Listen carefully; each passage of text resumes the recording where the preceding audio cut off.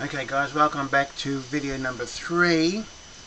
A quick showing of the last page I had where we drew in the effect of this 3-post coil with a blue box. Remember that? Alright, now let's move on to this video. Is about time in motion. A time in motion video. So I want to quickly talk about something else before I come back to this page and talk about that. A 4-stroke motor. A 4-stroke engine has an intake stroke, a compression stroke, a power stroke and an exhaust stroke. Right?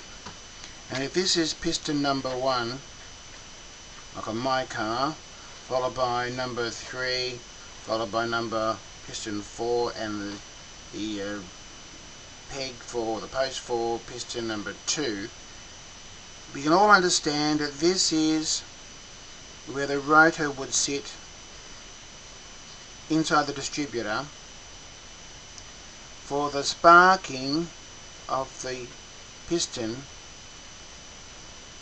at a point that is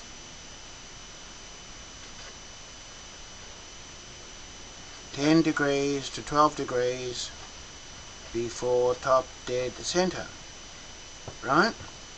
And the rotor button is wide enough to make that space here, right? So it will spark onto the point. And this is the compression stroke for piston 1. And this would be the power stroke. This would be the power stroke. This is the exhaust stroke. And this is the intake for piston 1. It also can be said that this section is similar to 1. It's the compression stroke for piston 3. This portion is also the compression for piston 4. No spark from the rotor should get to number 3 until the rotor is exactly 10 degrees before top dead center, right? Otherwise it would be a misfire and the piston 3 would be pushed backward, wouldn't it? If the rotor was here and the spark jumped to there, it would cause piston 3 to go back in the wrong direction, or attempt to. It's called a misfire. All misfires must literally go back to the past post. No matter where the rotor is in this arc, all misfires must go back to the past post. But rotor arms are not this shape, are they? Any rotor arm that was that shape would pretty much guarantee that all misfires would go back to the last post. Someone can invent that idea.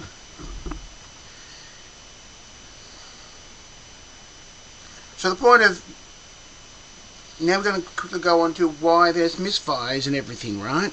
Why there's misfires, and see if we can encourage you to build your project. Because a good spark has the right level of power, always on time, no interference, and there's a clean pathway in the circuit to dissipate the spark before the next post. Right? And a misfire can be often caused by too much energy, delayed spark, a long spark. It can jump to the next post in the compression stroke. And arcing in the circuit delays true spark formation and timing. We'll get on to that in a second too, about arcing. Now, this is an article that you will see on the internet called, you type in condenser failure, conventional ignition systems, it comes up with this pages of information talking about these condensers, capacitors, these things. These are very, very badly made on the inside, which the article is all about, telling you about in the article. We pop down to this page here. He says he's pulled it apart, and you can see this wire goes into this black insulation. That's the outside case. Same here. This tag is soldered to the wire. This is the foil bundle inside. It's soldered to that. It is not attached to the corrugated disc at the other end. This is basically a filler trying to get this thing to touch the can outside. So basically the other end is not an electrical connection. It's basically hit and miss. And at any particular time, it can be airborne. If it's airborne, it'll arc.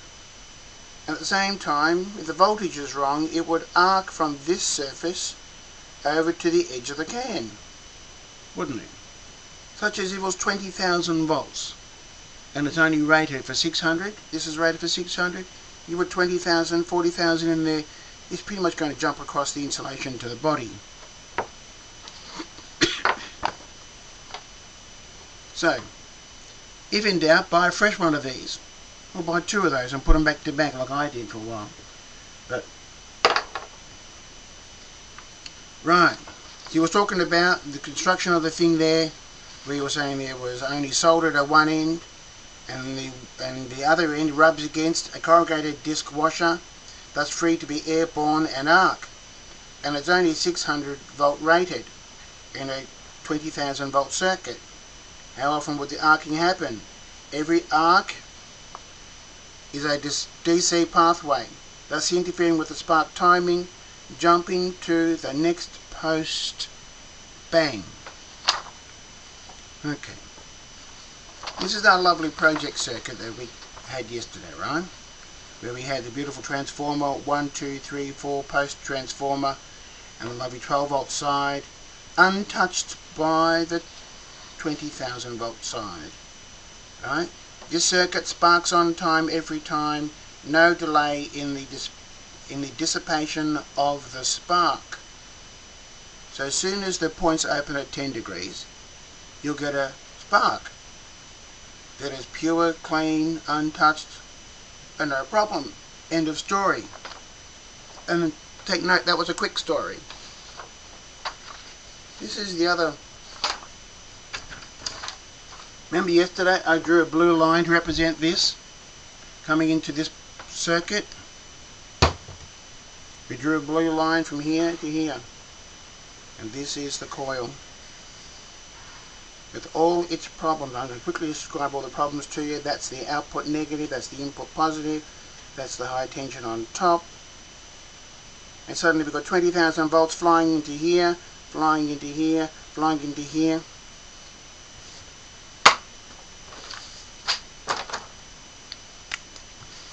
Let's quickly consider it this way. This is a working circuit.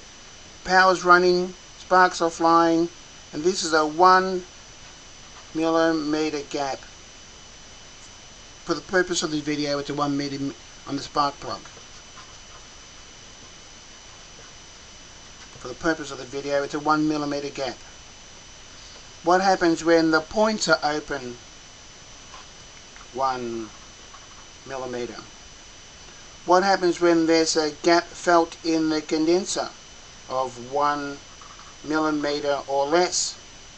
Let's assume that the insulation is 0.1 millimeter,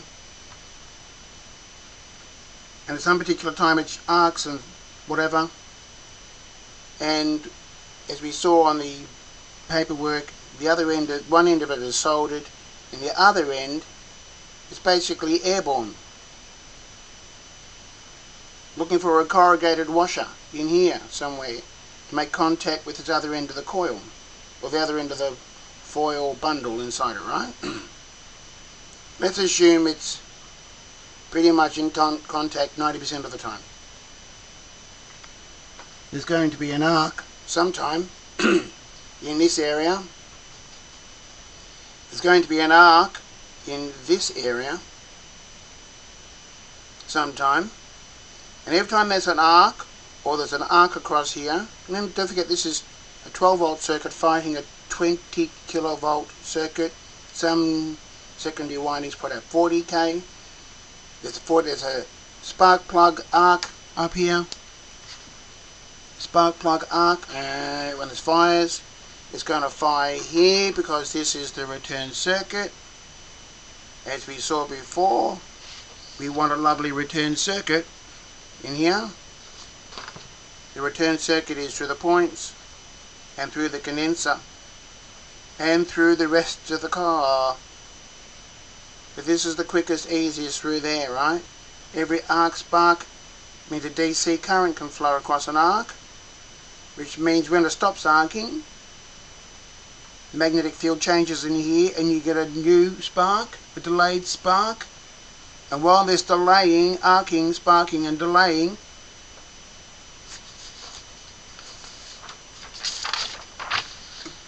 the rotor has moved on. Will it spark in this direction or will it spark in that direction? So, in the nut, as it were, just build a clean, tidy circuit. Sparks on time every time, no delay in the dissipation of the spark. Someone will ring up and say, or make contact and say there's a back EMF of 120 volts to 300 volts in the primary coil. Yeah, that's fine, because this is supposed to be a 600 volt 0.22 microfarad capacitor, so it'll handle the 300 and it'll last a long time because it's not being cooked by a 20k volt circuit. So I recommend build the project, keep it neat and tidy on one side, give yourself some new points, a new capacitor, so this is all fresh and tidy, unarced, unburnt, unscored, like I did. You've all seen a lot of discussions on the internet about pages like this, where there's different voltages and everything, and these are all different.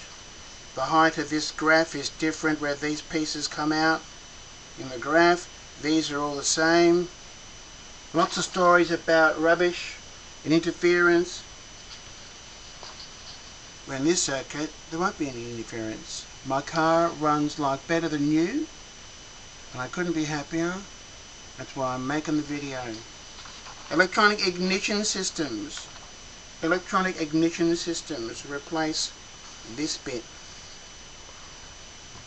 They don't replace this bit. What's the point of spending 500, 400, 300 on a box to put next to the coil when the coil is wired wrong? Or should I put it on this one? They replaced this one, but they haven't replaced the faulty coil. They're giving you a $500 switch. They've just given you a $500 switch.